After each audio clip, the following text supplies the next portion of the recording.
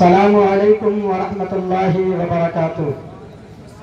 رحمۃ اللہ وبرکاتہ۔ بدائے توحید کے متوالوں، شمع نبوت کے پروانوں، اولیاء امت کے جانثاروں، خواجہ غریب نواز کے چاہنے اور ماننے والوں، غوث اعظم کے شہدائیوں، اعلیٰ حضرت مجدد دین و ملت الشاہ امام محمد رضا خان فاضل بریلوی علیہ الرحمہ کے نقش قدم پر چلنے والوں، آئیے ہم اور آپ کچھ عرض و معروف سے قبل سب سے پہلے آقائے نامدار مدنی تاجدار محمد عربی صلی اللہ تعالی علیہ وسلم کی بارگاہ میں جھوم جھوم کر درود پاک کا نذرانہ پیش کریں۔ اللہم صلی علی سیدنا مولانا محمد معدن الجود والکرم منبع العلم والحلم والحکم وآلہ وبارک وسلم۔ اعلیٰ حضرت ارشاد فرماتے ہیں، صبح طیبہ میں ہوئی بڑھتا ہے باڑا نور کا، صبح طیبہ میں ہوئی بڑھتا ہے باڑا نور کا، صدقہ لینے نور کا آیا ہے تارا نور کا۔ ارے میں گدا تو بادشاہ بھر دے پیالہ نور کا، میں گدا تو بادشاہ بھر دے پیالہ نور کا، ارے نور دن دونا تیرا دے ڈال صدقہ نور کا، نور دن دونا تیرا دے ڈال صدقہ نور کا۔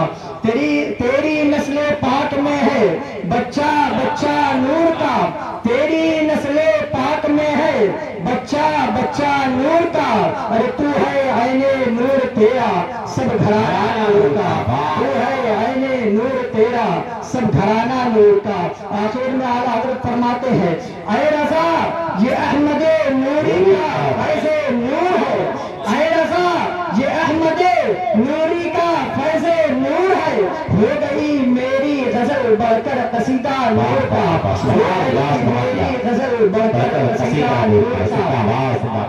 حضرات، میں نے خطبہ مکمونہ کے بعد قرآن مقدس کی بہت ہی مشہور و معروف آیت مبارکہ کی تلاوت کرنے کا شرف حاصل کیا۔ اللہ رب العزت قرآن مجید میں ارشاد فرماتا ہے، قد جاءکم من اللہ نور و کتاب مبین، تحقیق کی آ گیا تمہارے پاس ایک نور اور روشن کتاب۔ یہ کون کہہ رہا ہے کہ نور آیا؟ آپ نے سن رکھا ہے کہ اللہ رب العزت ارشاد فرما رہا ہے کہ تمہارے پاس ایک نور آیا۔ یہ عجیب بات ہے کہ جو چیز روشن ہوتی ہے اسے بتایا نہیں جاتا، جو چیز روشن ہوتی ہے اسے دکھایا نہیں جاتا۔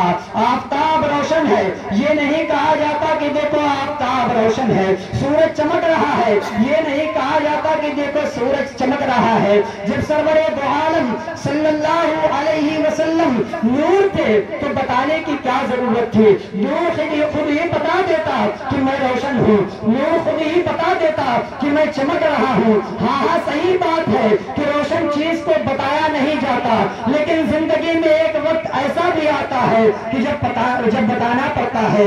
سرور دو عالم صلی اللہ علیہ وسلم جب اس خاکدان گیتی پر تشریف لائے، اس وقت دنیا خواب غفلت میں پڑی گہری نیند سو رہی تھی۔ پروردگار عالم نے ارشاد فرمایا، اے دنیا والو تم گہری نیند میں سو رہے ہو، اے دنیا والو تم خواب غفلت میں پڑے سو رہے ہو، یہ نہیں دیکھتے کہ تمہارے درمیان آفتاب رسالت صلی اللہ علیہ وسلم آفتاب رسالت صلی اللہ علیہ وسلم طلوع ہو چکا ہے، یہ نہیں دیکھتے کہ ماہتاب رسالت طلوع ہو چکا ہے۔ یہی حال آج کا ویپاریوں کا ہے، یہی حال آج آفس جانے والوں کا ہے، یہی حال آج ڈیوٹی کرنے والوں کا ہے کہ صبح سوئے پڑے رہتے ہیں، گھر والوں کو بتانا پڑتا ہے کہ ابھی آپ سو رہے ہیں، یہاں تک کہ سوئے نکل آیا تو اس سے پتہ یہ چلا کہ سونے والوں کو جگانا پڑتا ہے، سونے والوں کو بتانا پڑتا ہے، سونے والوں کو بتانا پڑتا ہے کہ دیکھو آفتاب نکل آیا، دن نکل آیا۔ آئیے میں ایک مثال سے آپ کو سمجھاتا چلوں۔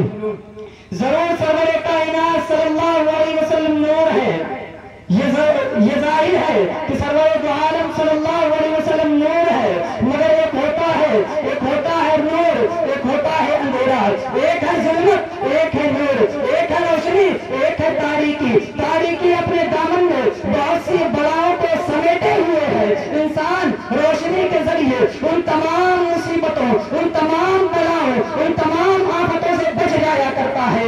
ایک شخص ہاتھ میں ٹارچ لیے جا رہا تھا، راستے میں ایک سانپ بیٹھا ہوا تھا، وہ ٹارچ جلاتا ہے، دیکھتا ہے کہ ایک سانپ بیٹھا ہوا ہے، کنارے سے ٹکرا کر نکل جاتا ہے، پتا چلا ایک آفت سے بچ گیا، آگے بڑھتا ہے، ایک بچھو بیٹھا ہوا ہے، ٹارچ جلاتا ہے، دیکھتا ہے کہ بچھو ہے، کترا کر نکل جاتا ہے، پتا چلا دوسری مصیبت سے بچ گیا، آگے جاتا ہے، راستے میں ایک کنواں تھا، جو کنواں برسات کے پانی سے بھر گیا تھا، اگر یہ اس کنویں میں گر جاتا تو ڈوب کر مر جاتا، لائٹ جلاتا ہے، ٹارچ جلاتا ہے، دیکھتا ہے کہ کنواں ہے، وہاں سے بھی بچ کر نکل جاتا ہے، پتا چلا کہیں ایک مصیبت سے بچا، پھر دوسری مصیبت سے بچا، پھر تیسری مصیبت سے بچا، پھر تیسری مصیبت سے بچا۔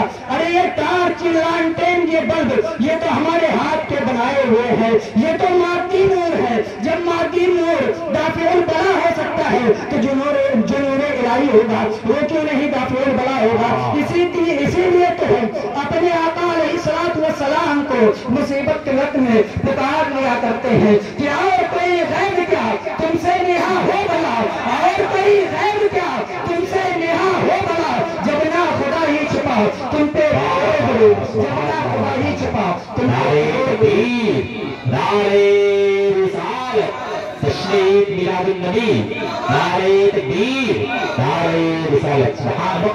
اب آئیے میں آپ کو مولانا فضل الرحمن بن مراد آبادی علیہ رحمہ کا ایک واقعہ سناتا چلوں۔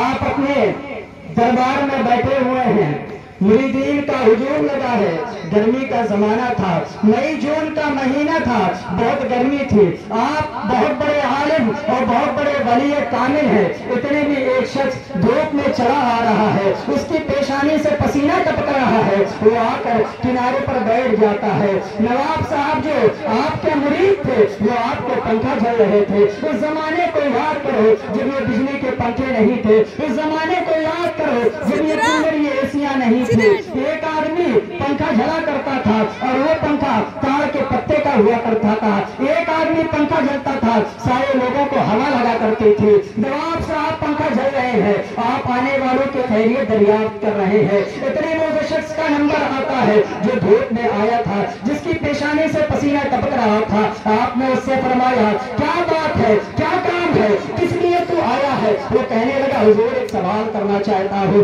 آپ نے فرمایا کیا سوال کرنا چاہتا ہے؟ کھڑا ہو گیا، کہنے لگا حضور اگر ہم یہیں سے غوث اعظم کی بارگاہ میں فاتحہ پڑھیں، اِیصال ثواب کریں، کیا انہیں اس کا ثواب ملے گا؟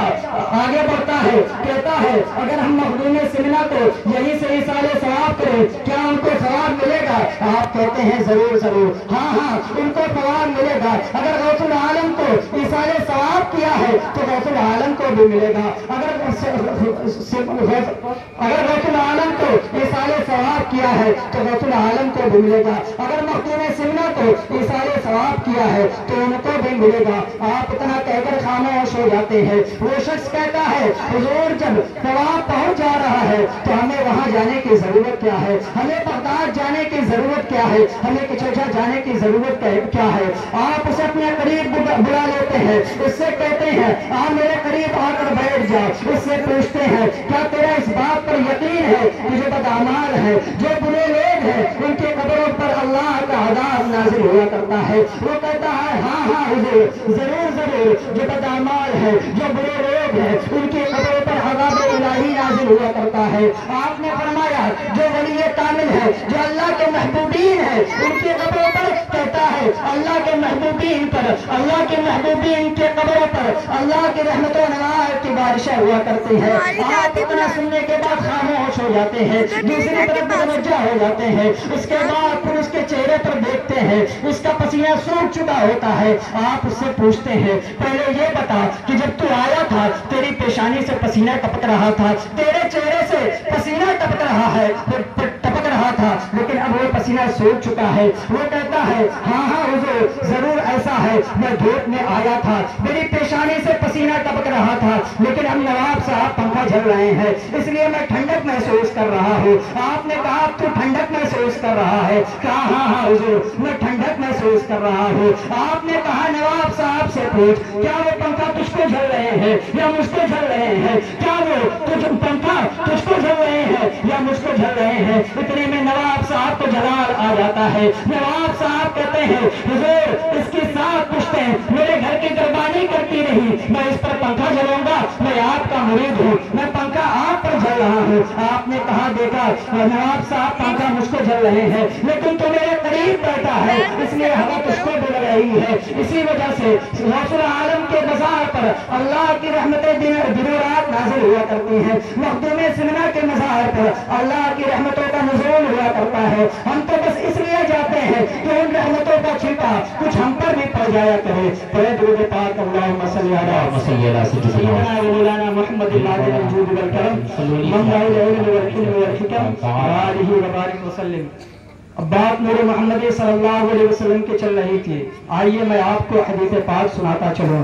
اللہ کے رسول صلی اللہ علیہ وسلم ارشاد فرماتے ہیں اول ما خلق اللہ نوری وکل خلائق من نوری وانا من نور اللہ, یعنی اللہ تعالیٰ نے سب سے پہلے میرے نور کو پیدا کیا, پھر اس نور سے ساری کائنات کو وجود بخشا, اور بے شک میں اللہ کا رسول ہوں, یعنی بے شک میں اللہ کا نور ہوں. دوسری حدیث پاک کا مفہوم ہے حضرت عبدالرزاق بن حمام رضی اللہ تعالیٰ عنہ حضرت جابر صحابی رضی اللہ تعالیٰ عنہ سے روایت کرتے ہیں کہ انہوں نے ایک دن عرض کیا یا رسول اللہ صلی اللہ تعالی علیہ وسلم آپ مجھے اس چیز کے بارے میں بتائیے جسے اللہ تعالیٰ نے سب سے پہلے پیدا کیا ہو. آپ نے فرمایا اے جابر در حقیقت اللہ تعالیٰ نے سب سے پہلے تیرے نبی کے نور کو اپنے نور سے پیدا کیا. اے جابر سب سے پہلے تیرے نبی کے نور کو اللہ تعالیٰ نے اپنے نور سے پیدا کیا. پھر جب اللہ تعالیٰ نے چاہا وہ نور گردش کرنے لگا.